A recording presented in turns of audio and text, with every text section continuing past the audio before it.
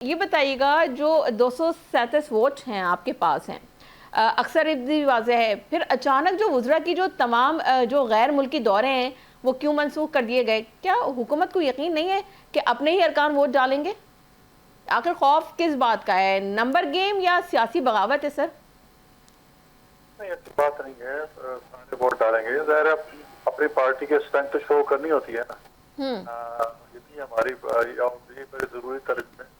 तो हमेशा ही ऐसे होता है, ये इस दफा नहीं हो रहा। जब भी तरमीम होनी होती हो तो पार्टी कांग्रेस करती है कि सारे मेंबरान हाजिर हों, और सारे वज़रा भी तो वही MNAs होते हैं, उनका वोट भी काउंट होता है, तो उनको पाबंद करते हैं। तो उसकी सबको वज़रा को सबको पाबंद कर दी है ताकि नंबर गेम भी रहो। फिर अगर कुछ मिस हो जाए तो फिर बाद इंप्रेशन जाता है कि फलां नाराज है, फलां नाराज है। तो इसमें सारा इंशाल्लाह हमारे मेंबरान हाजिर होंगे और इंशाल्लाह हम इस तरमीम पास होगी। सेनेट में थोड़ा नैरो मार्जिन है, हमें 2-3 वोट और चाहिए, वो इंशाल्लाह हम कर रहे हैं। कुछ पार्टी की बातचीत हमारी चल रही है और अल्हम्दुलिल्लाह इंशाल्लाह हम वो भी हासिल कर